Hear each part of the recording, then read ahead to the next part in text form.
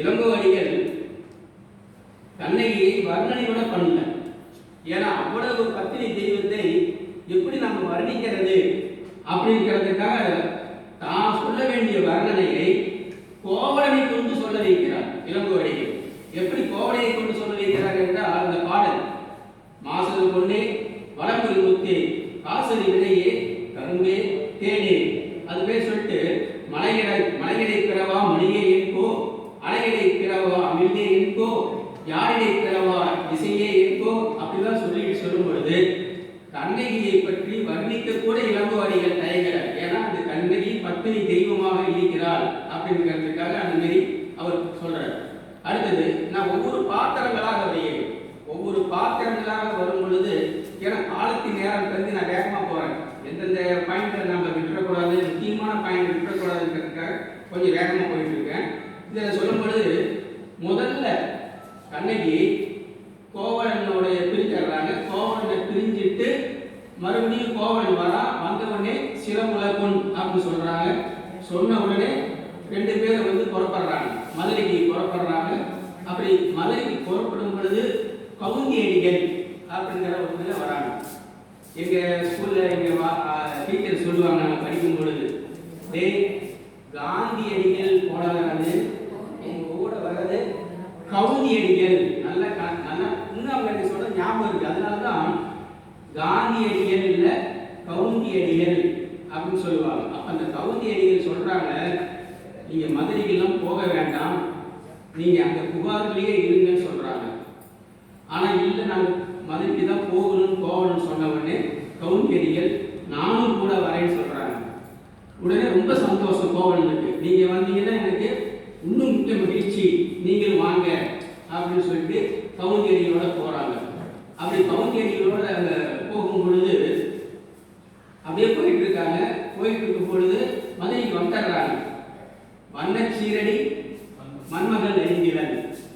எப்படிங்க வள்ளுவர் அனிச்சமும் அன்னத்தின் தூவியும் மாதரடிக்கு நெருங்கி பணம் பாடினார் பார்த்தீங்களா? ஒரு சின்ன மலர் காற்றில் பட்டா கூட அந்த மலர் முள்ளுவாய் குத்து அப்படின்னு சொல்லி வள்ளுவர் சொல்லுவார். அதே தான் இங்க வண்ணச்சீரடி மண்மகள் அறிந்தலன் அப்படிங்கிறாங்க.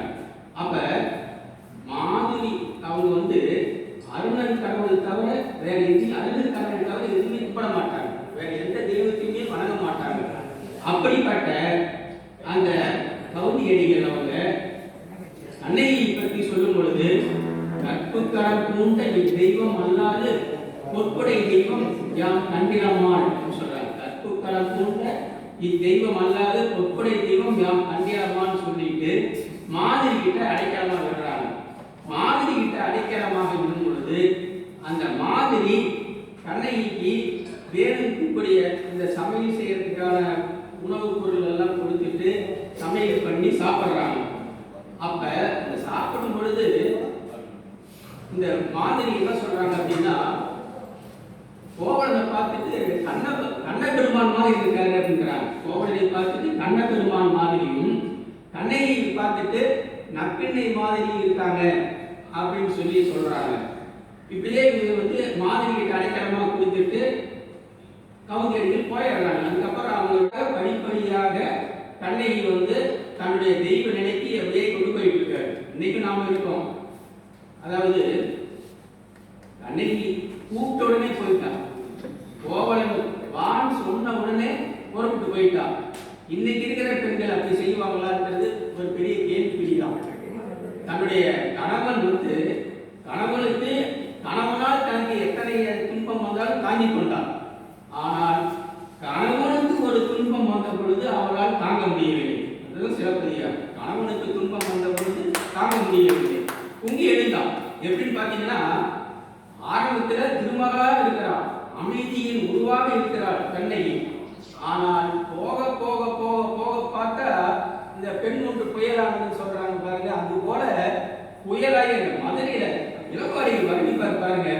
அந்த மதுரையில வீதியில நடக்கிறாங்க. இந்த நடக்கிற சிலம்பை வச்சு இந்த நடக்கிற நடையை பார்த்துட்டு அங்க இருக்கக்கூடிய மக்கள்லாம் சொல்லுவாங்களாம், இந்த கண்ணகி நடையை பார்த்துட்டு இது என்ன ஒரு பெரிய தெய்வமா இருக்கு, ரொம்ப பெருந்தெய்வம் வந்தது போல் இருக்கிறாங்க. ரொம்ப பெருந்தெய்வம், இது ஒரு புது வகையான தெய்வமா இருக்கு. இந்த தெய்வம் இத்தனை மதுரைக்கு என்ன ஆக போகுதுன்னு மக்கள் அந்த மாதிரி சினம்.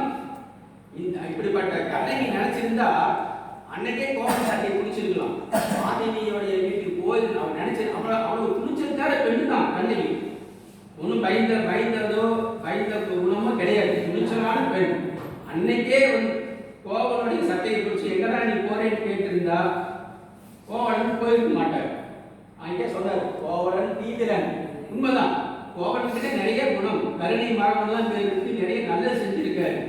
மாதவிகிட்ட போனார். அது கூட அந்த காலத்துல 2 மனம் செஞ்சுக்கிறது, 3 பேர் மனம் செஞ்சுக்கிறது எல்லாம் ஒன்றும் பெரிய தப்பு கிடையாது. அன்னைக்கு இன்னைக்கு கூட பண்ணிக்கிறாங்க, ஒன்றும் தப்பு இல்லைன்னு பேசுகிறாங்க. ஆனா எனக்கு என்ன வருத்தம் அப்படின்னாங்க, நீ மாதவி கிட்ட அவருடைய கலையை விரும்பி மாதவி கிட்ட போயிட்டீங்க. ஆனா போயிட்டு கண்ணகியே முழுசா மறக்கணும். அதான் என்னுடைய வருத்தம். மாதவி கிட்ட போயிட்டு கண்ணகியும் பார்க்கவே, கண்ணகியை ரொம்ப வருஷமா பார்க்காமே இருந்துட்டார். அதுதான் ஒரு பெரிய ஆனந்தம்.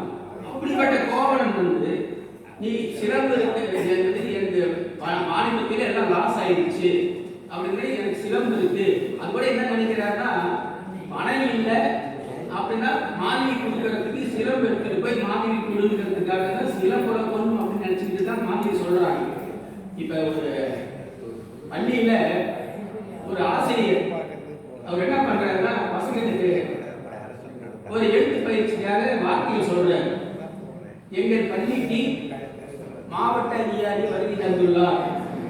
1-2 மார்க். எங்கள் பள்ளிக்கு மாவட்ட அதிகாரி வந்தார்.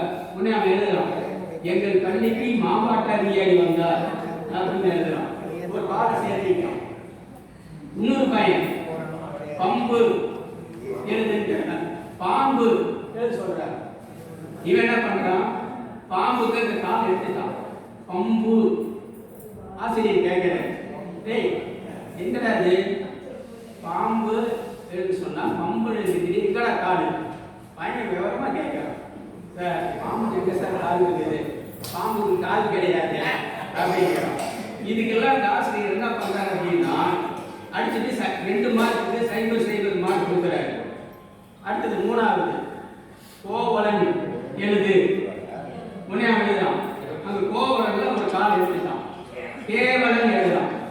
வாதியார் ஒரே சந்தோஷம், 2 மார்க் கொடுத்துட்டாரு. தப்பா எழுதினாலும் பரவாயில்ல, டேய் நீ கோவலன் கேவலன் எழுத பத்தியா